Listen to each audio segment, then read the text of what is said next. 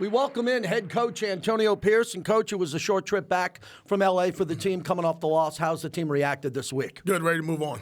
Okay. Plain and simple. Excellent. Let's go back to the game and the short rushing yardage issue early in the game.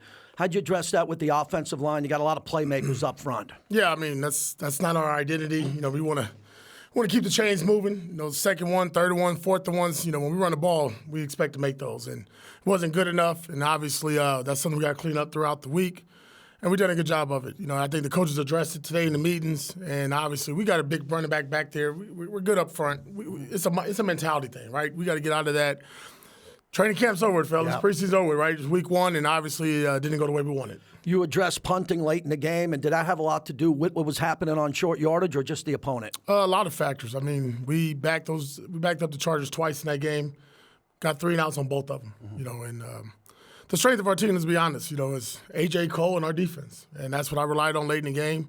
Felt like we could get a 3 and out and get the ball back and give our offense another opportunity with 3 timeouts and, you know, let the game go the way the Raiders wanted to go. It just didn't happen, and, you know, you live with it. The film on Gardner, he completed 75% of his passes. He threw some guys open, and there were a couple of big throws where guys were wide open. What's encouraging about that? The turnover was very fluky. He's played his whole life, hasn't had a turnover like that. So that'll get cleaned up. But overall, what was good that came out of his performance? I mean, I really like the explosives that we had in the passing game. You know, that's something that we talked about. You know, you saw, I think, 6+ 20-yard completions down the field, a lot of yak. Even one more, though. I think we've all our skill guys, Brock Bowers, Jacoby Tay, all felt like, man, we left some yards out there. You know, we got to strain to get those extra yards in a game like that. I think it's very promising again. And I'm going to go back to the first question, right? If we get that run game going with that passing game, the offense could be what we think it could be. Brock is explosive, and everybody's talking about him before that game. He had to feel great because he's all ball, right? He's not going to talk pre- and post-game much. What'd you say to him after the game in his first performance? Well, I can tell he was nervous. Yeah. I don't care how many games you played in SEC and college football. It's totally different in week one in National Football League, and you can see it. But I think what we all saw was the ability to make some tough catches, the ability to run after the catch, put his head down. And I think it was just a great opening week for him, to kind of get those butterflies and, you know, that anticipation and stuff out of your system, and then move forward. And listen, it's football. Just like I told him earlier this week, hey man, it's football. You belong in the National Football League, you're gonna be a really good football player, and we just need to keep growing on that. One player I want to point out before we get to Baltimore was Nate Hobbs. He's on the field a lot. And in a game like that, he came up and stopped the run, and he made some big tackles. He had to go chase plays down. What'd you see with Nate in that game? I thought Nate did it all. We blitzed him. He had some hits on the quarterback, run fits, physical player. Then to me, 2 of the best plays he had in the game was those hustle plays down the field to say those 2 touchdowns. On the 2 longest plays of the game, right? The 2 plays that we got popped on that went over for 100 yards. Nate gave us another opportunity to go out there and play defense. And we did. You know, one time he held the field goal, and obviously the other one was a touchdown. But I just thought that Nate's effort, his mindset, his physicality, I mean, you can't ask for a better person in that role than Nate Hobbs. So Lamar had 273 in the air, 122 on the ground. Pretty impressive, and he lost to Kansas City. They've had 9 days off plus. When you've seen him, and you've broken down film before, and I want to get to you as a player a little later on, what do you see with him in that first game that really impresses you as you prep? Yeah, when the game's on the line, he's going to keep the ball. Yeah. Right? Everything's going to go through him, either through the air or through his legs. And it's difficult. You know, when the best player on the field is touching the ball each and every snap, and he has the speed and probably the fastest guy on the field at all times. But what you see is a guy who's been an MVP, was just MVP last year, on the best team in football, and his ability to will his team really to the last seconds of that ball game last week against Kansas City. But what you see is a guy who's, you know, slimmed down. He looks quicker. He looks faster. Nice deep ball. You know, they have some skilled players down there that, you know, can threaten you vertically.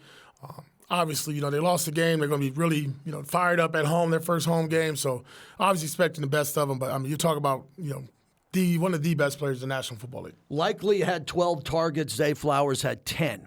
So he can take shots deep downfield, and they love that 2 tight end set, too. They got playmakers at that position. Yeah, between Andrews and Likely, like you said, 2 guys that really kind of like mirror what we want to look like, right? Exactly. And they're little older players.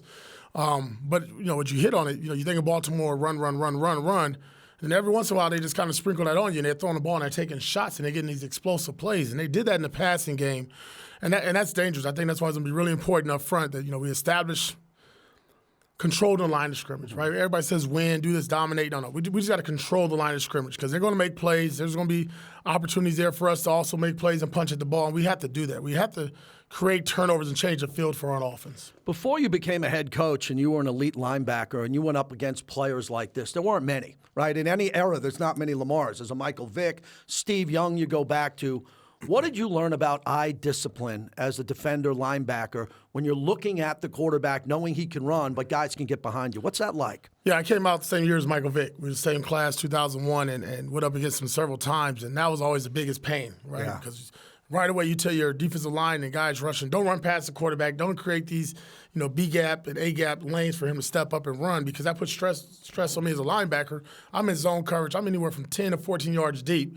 All of a sudden, I'm getting a threat of a quarterback stepping up in a pocket. What do? Do I stay in coverage? Do I go attack him?